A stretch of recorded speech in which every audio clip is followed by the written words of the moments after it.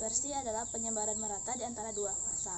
Fasa ini meliputi antara fasa internal dan fasa eksternal. Fasa internal juga disebut sebagai fasa terdispersi, sedangkan fasa eksternal disebut sebagai cairan pendispersi. Dispersi terbagi atas 3 jenis. Yang pertama, larutan sejati, yang kedua koloid, dan yang ketiga suspensi.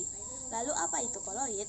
Koloid adalah salah satu di antara 3 keadaan di mana terdispersi halus di tempat mana saja. Perbedaan antara larutan, koloid, dan suspensi. Pada larutan memiliki satu fasa, sedangkan koloid dan suspensi memiliki dua fasa. Larutan dan koloid stabil, sedangkan suspensi tidak stabil.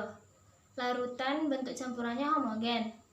Koloid bentuk campurannya homogen, tetapi jika kita lihat di bawah mikroskop heterogen. Bentuk campuran dari suspensi heterogen. Larutan tidak dapat disaring. Koloid dapat disaring dengan kertas saring ultra, sedangkan suspensi dapat disaring. Ukuran partikel larutan kecil dari 1 nanometer. Ukuran partikel koloid dari 1 nanometer sampai dengan 100 nanometer, sedangkan ukuran partikel suspensi besar dari 100 nanometer. Penampilan larutan jernih, sedangkan koloid dan suspensi keruh.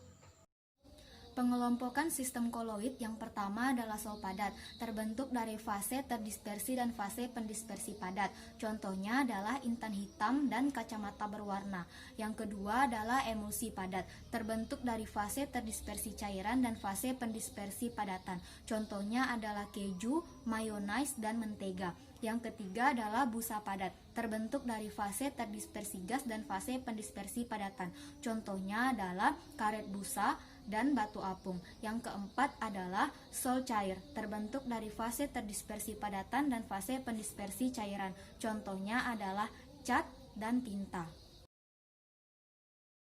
Pengelompokan sistem koloid berikutnya adalah emulsi. Emulsi merupakan sistem koloid yang terbentuk dari fase terdispersi dan medium pendispersi berupa cairan. Contohnya ada susu dan santan. Selanjutnya buih.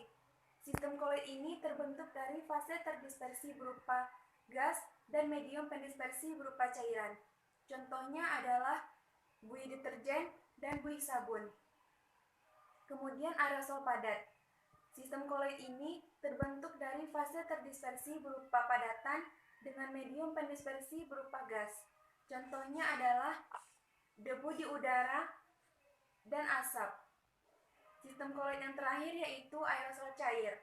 Sistem koloid ini terbentuk dari fase terdispersi berupa cairan dengan medium pendispersi gas. Contohnya yaitu awan dan kabut. Sifat koloid. Efek Tyndall adalah salah satu sifat koloid. Efek Tyndall adalah penghamburan cahaya oleh partikel koloid. Peristiwa di mana cahaya terlihat lebih jelas dalam larutan koloid, karena partikel koloid dapat menghamburkan cahaya ke segala jurusan. Contoh efek Tyndall dalam kehidupan sehari-hari adalah yang pertama, sorot lampu mobil lebih jelas pada daerah yang berkabut. Yang kedua, cahaya matahari yang masuk melalui celah ke dalam ruangan yang berdebu, partikel debu akan terlihat lebih jelas. Kesimpulannya adalah koloid dapat menghamburkan cahaya, sedangkan larutan meneruskan cahaya.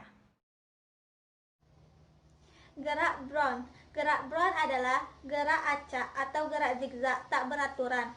Partikel koloid medium pendispersi secara terus-menerus. Gerak Brown terjadi karena adanya tumbukan antara partikel medium pendispersi dan partikel zat terdispersi yang akan menyebabkan koloid tidak mengendap jika didiamkan. Gerak Brown tidak terjadi pada suspensi karena ukuran partikel yang terlalu besar, sehingga tumbukan yang dialami seimbang. Adsorpsi koloid. Adsorpsi koloid adalah penyerapan zat atau ion pada permukaan koloid. Sifat adsorpsi terjadi pada proses yang pertama, pemutihan gula tebu, yang kedua, nurit, yang ketiga, penjernihan air. Contohnya, koloid antara obat diare dan dalam cairan dalam usus yang akan menyerap kuman penyebab diare. Sifat absorpsi dari partikel koloid dapat dimanfaatkan untuk satu perjernihan air, misalnya air sungai. Penggunaan tawas pada air sungai akan membentuk koloid aluminium hidroksida yang akan mengoksidasi pengotor dalam air. 2. Menghilangkan bau badan. Produk roll-on deodoran yang mengandung aluminium sitrat sebagai absorben. Jika digosokkan di anggota badan tertentu, maka akan mengabsorpsi keringat sehingga menghilangkan bau badan. 3. Penggunaan norit. Norit mengandung arang aktif yang akan menyerap berbagai racun di dalam usus. Muatan koloid dan elektroforesis. Muatan koloid ditentukan oleh muatan ion yang terserap oleh permukaan koloid. Elektroforesis adalah gerakan partikel koloid karena adanya pengaruh medan listrik. Partikel koloid mempunyai kemampuan menyerap ion atau medan listrik pada permukaannya. Oleh karena itu, partikel koloid mempunyai muatan listrik. Muatan koloid dan elektroforesis. 1. Untuk menentukan muatan partikel koloid. 2. Untuk memproduksi barang industri dan karet. 3. Untuk mengurangi pencemaran udara dan pengendap elektrostatika. Koagulasi koloid. Koagulasi koloid adalah penggumpalan partikel koloid karena elektrolit yang muatannya berlawanan menyebabkan rusaknya stabilitas sistem. Contohnya, kotoran pada air yang mengumpal oleh tawas sehingga air menjadi jernih.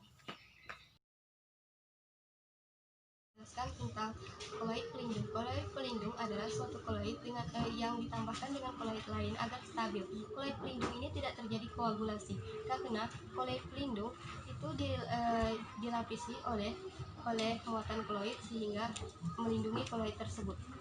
Selanjutnya dialisis. Dialisis adalah proses penyaringan koloid dengan ion-ion yang terabsorpsi. Proses penyaringan dialisis ini dilakukan dengan memasukkan sistem koloid di dalam kantong bejana sehingga ion-ion tersebut keluar bersama dengan air.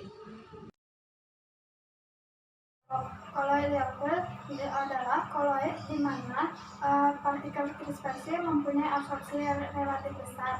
Koloid ini bersifat reversibel karena dapat terjadinya pengumpulan atau pengendapan, dan pengendapan ini ditambah lagi dengan koloid liofil. Contohnya itu ada agar-agar, salt, dan sokanji. Koloid liofil adalah koloid yang mempunyai daya absorpsi yang cukup kecil sehingga bersifat tidak stabil dan akan stabil apabila mengabsorpsi ion. Contohnya susu, sal belerang, sal FeOH3. Perbandingan sifat koloid liofil dan liofil. Yang pertama ada daya mengabsorpsi medium. Liofil kuat dan mudah mengabsorpsi, liofil tidak mengabsorpsi medium. Yang kedua stabilitas. Pada liofil itu pada konsentrasi tinggi, pada liofil pada konsentrasi rendah. Efek tinggal pada liofil itu pada liofil kurang jelas, sedangkan liofil sangat jelas.